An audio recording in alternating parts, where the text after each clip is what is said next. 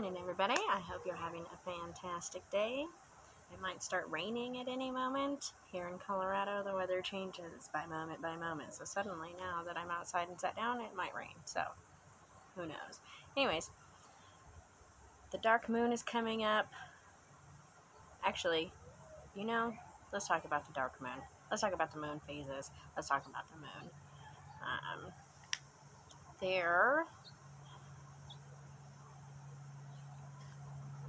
To connect with the moon is a big part of the pagan practice. It is important that we connect with this divine feminine energy, that we connect with this dark energy, that we are able to just tap into that and connect with that. And it's a big part of paganism. Following the moon through the seasons and through the year and through the phases is a big part of your practice. And if you have never or have yet to track the moon for a year, I would highly recommend it. The winds are shifting. So if you haven't spent a year or spent a month or spent some time, a season or whatever, just actually tracking the moon, I would highly recommend it. It does wonders for your practice. It does wonders for your connection with the natural cycles of Earth. And I think that it also helps you connect with the ancestors, because you have to recall that before modern Rome, and I guess not modern Rome, semi-modern Rome, we didn't have the Gregorian calendar. And time wasn't kept by the sun, but by the moon. And that there were people in your village, in your town, in your community whose entire life was dedicated to tracking the moon and the stars and the sun and their alignment, and when the longest and the shortest days of the year were, when the star series, the dog star, rose, when Venus would rise, when Venus and Mercury were in retrograde. There were many different aspects of the astrological realm and keeping time, and even back before, when it was still thought that the Earth was the center of the universe, and hence why the Earth is the center of the natal chart. We'll make another video at some point about that, but the natal chart, the Earth is in the center. And you are on the Earth in the center, and you are the center of that energy, and it is the energy that is around you. But anyway, so this person's entire life was dedicated to tracking the moon through the phases and through the sun through the year, and the angles and the shadows and the many different ways that this was done, mostly through shadows and the angles. But tracking the moon through the phases was the way that they kept track of time. When we talk about a blue moon, now in a modern definition, the blue moon is the second moon in a Gregorian calendar month. So within that 30-day period, every once in a while you will get 2 full moons. The black moon is when that happens with 2 dark moons. A dark moon, so a new moon, scientifically described, is the first shimmer of light that you can see of the moon. Not when the moon is dark. And just over time and through language and whatever, socialization and blah blah blah of all communication and words, the new moon became the word for the dark moon, or when there is no moon, or when you don't see the moon, because the moon is completely in the shadow of the Earth from the sun. That has now become the new moon, so when you see it on a calendar, that's what it is. But the actual new moon is the first moment of light that you see the sun, or the moon. So it's that little thumbnail that you see, that first crescent. And that is the new moon. So that's the first day that you see the light of the moon. That's the new moon. Then you have your waxing crescent, which is the moon as it is getting bigger. You have your first quarter, which is 7 days into the moon cycle, and is when the moon is, when we see it as half, which is funny explaining it to my son. He's like, "Mom, where's the moon?" And I'm like, "It's a first quarter moon." He's like, "But it's half the moon," and it's just one of those things, like, it's a weird, but, so that first quarter moon is when the moon is half. This is a maiden moon. This is a time of growth and beginning and development and excitement and new ideas and energy, and just outward expressing energy, very expressionative. And then, inspiration and ideas and blossoming and that kind of energy. And then you travel to the waxing gibbous, which gibbous is when the moon is between a quarter, or looking like half, and full, or full and half. So it's that larger section is called a gibbous. And the waxing gibbous, again, is a more fuller, more defined time of beginnings. This is a good motivating energy. This is when things are really starting to like stick and go, and that I think I can, I think I can, I think I can, I think I can. That's that energy. Then you get to the full moon, and the full moon is obviously when we see the moon fully illuminated by the sun's light from the reflection of the earth. I love the science of the moon, so we could really get into it.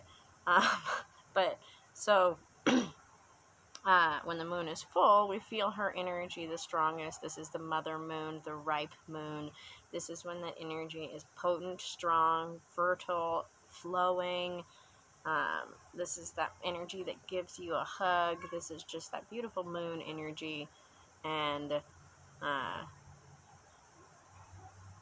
full moon. We feel that energy the strongest from the divine feminine energy, and we associate that with the mother. And it's just that very nurturing moon energy. And it also highlights aspects of you that you might not always highlight during the day or in the sun, and I think that's where some of the crazy full moon comes from, or the legends of the like werewolf and stuff like that, because in that full moon's light, just like your mother has the tendency to bring out things in you that you didn't know were there, so too can the full moon. And I think that some people get a little excited by that, and they're like, oh, I'm going to run with this. And that's kind of where that crazy full moon energy comes from. But that can also be used productively. You can use that to illuminate different things in you and help bring them out, illuminate aspects of your magic, and just different things like that. I watched a video from a lady, maybe I'll see if I can, it was a long time ago, but she had the most beautiful full moon ritual. Every full moon she would go up and she would sit under the full moon for a moment and do her little meditation and ring her bell and put out her moon water in her crystal glass. Moon water is typically made during the full moon because that energy is the strongest, but it's just water that is put out typically in a clear or dark colored glass. You don't want it to have color. You could use the brown glasses with that earthiness, but they won't absorb as much of the moon's light because that brown glass is specifically designed to reflect the light. Or you use a dark bowl because the dark attracts the light.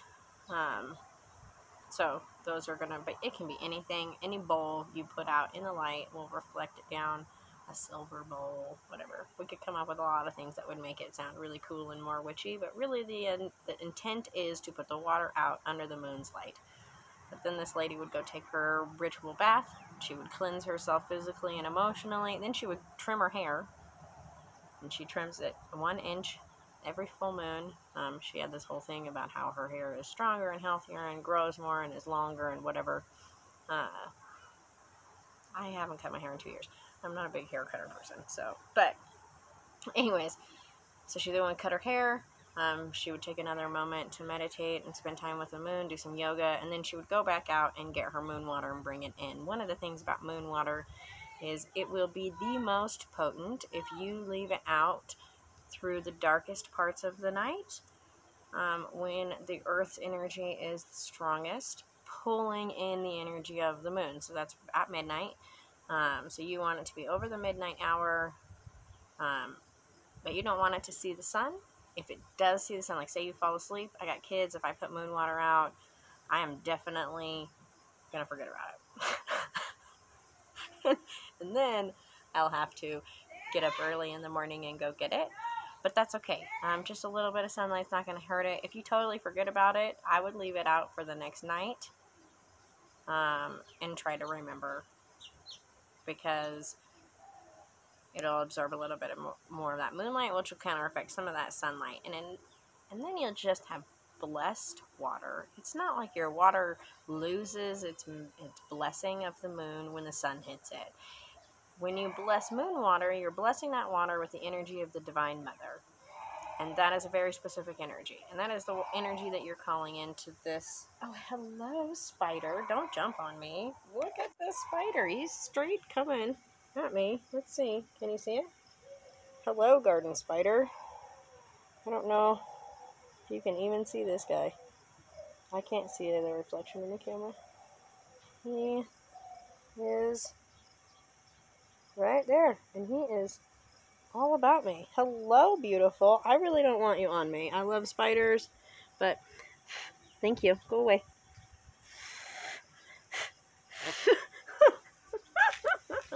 Oh, he's all about it. Come over there. Oh, anyways, okay. So, a little bit of that storyteller in there. Doing a lot of work with learning about Minerva and the story of Minerva and Arachne, and I already love spiders. This is a very pretty one. Listening to my story, like still sitting there on the ground, like looking at me like this. Not aggressive, just intent. Anyways, I hope you could see him. He's really pretty. He's like Brack, or she. He's pretty small. Smaller spiders tend to be males. Larger spiders tend to be females. But anyways, so back to the moon.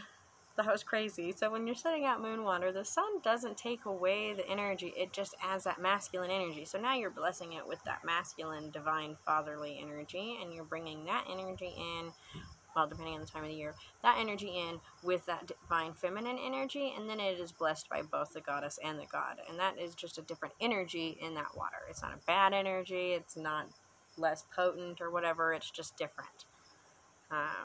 And most of the time when people are blessing moon water, they're really looking for that divine feminine blessing. You can also do solar water, and I would recommend putting it out during high noon hours outside in a yellow or orange cup. And then that'll bring in that divine masculine energy. Red, really bring that in. Hello, sun. See, I told you it's Colorado. I thought it was going to rain, like thunderclouds misting on my face earlier. And now here is the sun. Anyways, so back to the moon water. So you put the moon water out, get that before the sun hits it, and then store it in a cool, dark place. I transfer mine then into one of those brown bottles because that way it will reflect the other light and it'll just retain that ness.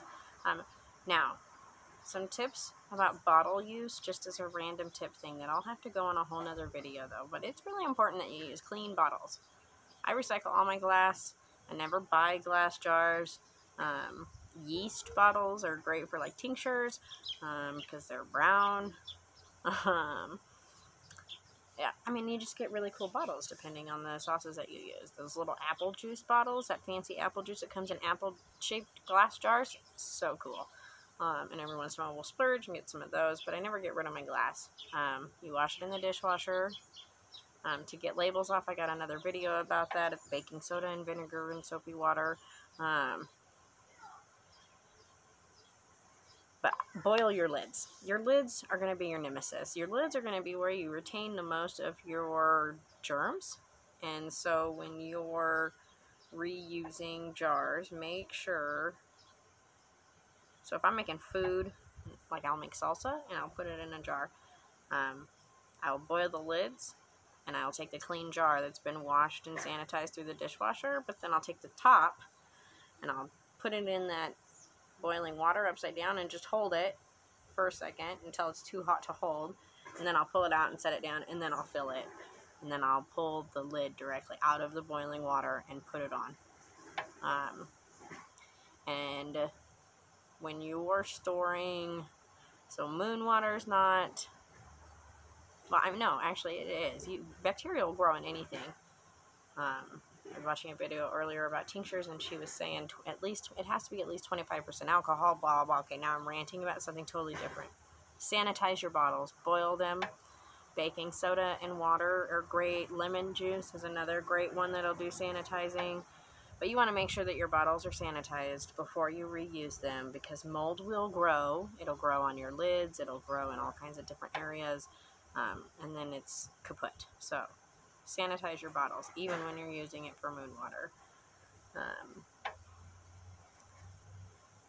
So you have your full moon. That's when you do your moon water, because that moon's energy is the strongest.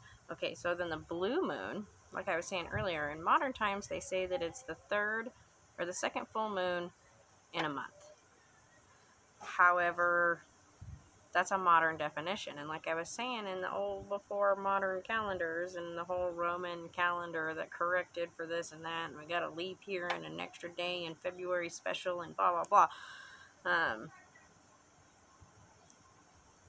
The moon was what the calendar was based off of, and then when the moon and the sun aligned in certain ways for the equinoxes and the solstices. Somebody asked me, why do they celebrate midsummer or the summer solstice on the 24th?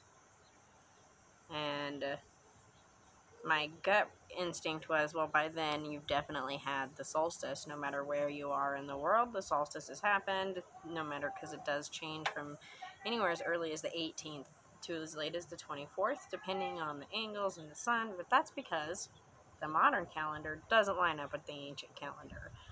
Anyways, or the moon, solar, blah, blah, blah. There's a lot of things going on there. And in ancient times, there would have been that person who sat there and watched every day where the sun hit a certain marker, and that would say, and then at some point the sun's going to, when you're tracking the sun along a line, the sun along the horizon moves like this. And then it changes direction, literally moves back and forth like this along the eastern and western horizons. If you're watching the sunrise every day, you'll see that. And so someone would have watched that in that day where it sat in that spot the longest, or it sat over here the longest, depending on what side of the solstice you're on. That would have been the day that they celebrated. They wouldn't have waited 2 days and been like, okay, it's the 24th, because they wouldn't have cared about the 24th. They would have cared about this day.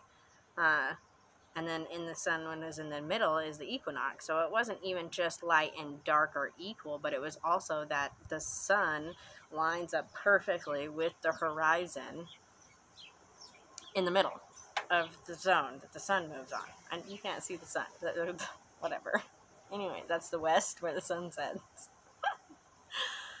Anyways, so the ancient definition of a blue moon, and why all of that is important, is our ancestors honored the blue moon as the third full moon in a season that has 4 full moons. So typically, spring, summer, all of the different seasons, the time between the equinox and the solstice, has 3 full moons. There are 12 moons, there are 4 sections, blah, blah, blah. It all breaks up really nicely. However, the moon cycle is not exactly 28 days. It's 28 point something. And that point something makes it so that every once in a while, I think it's 2.8 years, we get a true blue moon, which is when there's literally 13 moons in the year. And by a year, I mean a solar year, not a Gregorian year. So this is where a lot of the confusion happens, is that our ancestors did not use our calendar. Their year did not start on January 1st. Their year started on what we consider to be December 21st, because that is the day in which the sun... Okay, so that would have been the winter solstice, not technically the 21st, but on that solstice is the day in which the sun technically starts moving in the other direction, so it shifts. And you see the sun moving along the horizon, and it's not moving any further to the south. It then starts to move north, so it starts to come up, so it's a rising sun energy, and that was the first day of the year. Now, for those who are very northern or very southern, where the sun literally sets and doesn't come back up for a long period of time, there are some changes in that. And that's why you see some differences in, like, those who live very, very, very far on the north side of Scotland and Ireland and way up north up there celebrated the holiday slightly differently. Even the belief that there is that in order to celebrate the solstice, you had to let the energy mature for 40 days, and then you could celebrate it. But really, it had more to do with where the sun was and blah, blah, blah, and the sun rising and setting, and this was a big thing. It wasn't like now where you go get your calendar and it just tells you. There was somebody whose whole job in the village, town, whatever, was to track these things.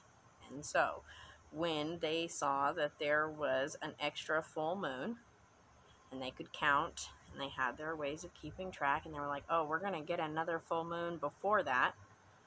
So that third moon was considered the extra full moon, because the other one, the one closest to the solstice or equinox, had a purpose, and the one closest to the solstice or equinox had a purpose, and then the one in the middle was the one in the middle, so then the extra one was the third one. I don't know why it was the second one, wherever this distinction came from, but they decided, but that's how they celebrated it. Now, the modern definition happened, I want to say, in the 40s, 30s. Space Time magazine. No, the Farmer's Almanac. The Farmer's Almanac had a misprint, and the guy doing the research didn't check his research thoroughly enough and didn't go deep enough and misprinted that the blue moon was the second full moon in a full calendar month, because that's not, whatever. So, but that's what happened, and that's how we celebrate it now. I know a lot of practitioners who honor that modern blue moon because the collective energy of the people on Earth honor that, and therefore give it energy, and therefore heighten that energy. I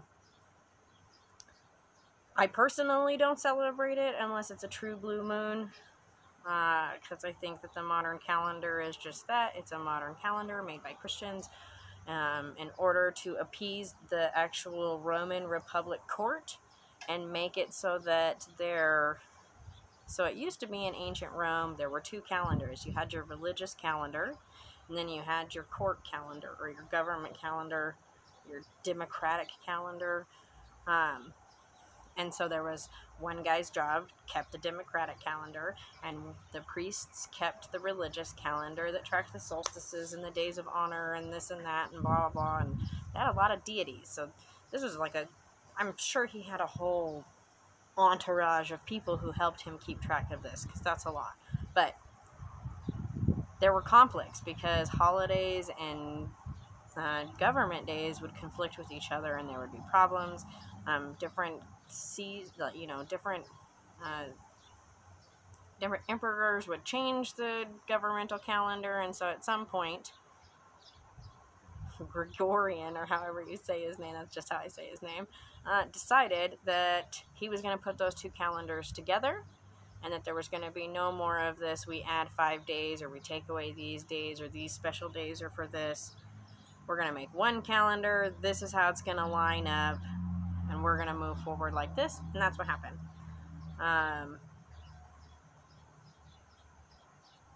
And it was during the transition from paganism to Christianity in the Roman court, and therefore they didn't need to keep track of a lot of the pagan holidays that they had been keeping track of before. They wanted to remove the lunar calendar so that the moon was no longer held as a place of importance, because the moon wasn't in the Bible, and there were all of these different things that were happening, and thus started Common Era. And I actually think it was like 200 years after Common Era, but I could be totally wrong on that. That just could be the Bible. But the Bible was written 200 years after Jesus lived. Side note. Anyways, so going back to tracking the moon, that's where the blue moon is. Now that I've ranted on for what seems like forever, I hope you learned something. The blue moon, second or third full moon in a season that has 4 full moons. There's not one this year. I think it's next year. So, and then after you have your full moon, you have your waning gibbous, which is the moon getting smaller, but it's still on that large side. This energy is maturing. This energy is like teaching, learning, reflecting. And then you have your last quarter, which is when the moon is half again, but getting smaller, waning, and it is an energy of completion, doneness. Let's finish this, let's be done, let's move on, let's continue this cycle, because you have to have something in order for something to begin again. And then you get to your dark moon, which is when we can't see the moon, and like I said, the moon is completely hidden by is in the shadow of the earth, and there is no illumination, and therefore that is when the mother's energy transforms to the crone and is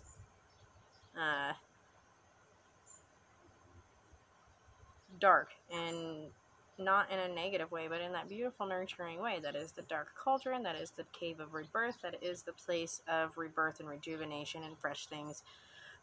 Early on in my practice, I really believed that you couldn't do magic and you couldn't do anything on the dark moon because it was bad juju. But over many years of learning and practicing, it's just a different energy. And the crone energy can be intimidating to work with, because just like that grandma who, she loves you, but she's going to say whatever it is that she needs to say, that's the crone. You know, the grandma who used to spank you with a spatula, that your parents are like, she spanked us with spatulas. And you're like, she's such a sweet great grandma. She could never do that. And everybody's like, oh yeah. But then she'll just tell you that's what it is. In some cavalier but very nice, whatever kind of way. That's the crone goddess. And the crone goddess has a lot of wisdom to share. She's been there, she's done that, and she's here to tell you what's what and how to fix it and what you need to do. And help you find that, and she'll hold your hand and she'll nurture you, but you have to be willing to be open to that. And she's not one to, like, you know, Hecate is a really popular crone goddess, and she, you know, you wouldn't call on her for, like, come and help me start this new project, unless it was something very specific to her crossroads or blah, blah, blah. I mean, I guess there would be some people who would, but that's not her energy. She has this beautiful, nurturing, dark energy that is transformative, that is, I don't know, just, you'd have to bond with it in order to really understand it. But that's what you can do during the dark moon. And so typically during the dark moon, you want to do reflecting things, you want to do meditations, you want to do introspection, you want to do spells for self-love and self-understanding. You want to work on yourself. You want to work on things internally. You want to think about internal magic. And then the full moon is for external magic. And it, you know, so these are important shifts in that energy that you have to be mindful of as you work with them. And so, as we're coming up on this dark moon, let's see how long. Oh, that's 30 minutes. Hoo-ah! It's a long video. So, we're going to stop there. Tomorrow, we'll talk more about the dark moon. And this upcoming dark moon in Cancer, with the energy in Cancer, is just going to be a good time for love. So, if you have any questions about the moon, please let me know. I love the moon. It's just become a very important, it's always been an important aspect, but scientifically and magically and all of these things. So just let me know if you have any questions. Don't forget to like and subscribe and check out the other videos, and come back tomorrow when I make the video about the dark moon that's coming up on the 20th. So I will talk to you all soon. Like I said, don't forget to subscribe. Blessings, and we'll talk to you soon.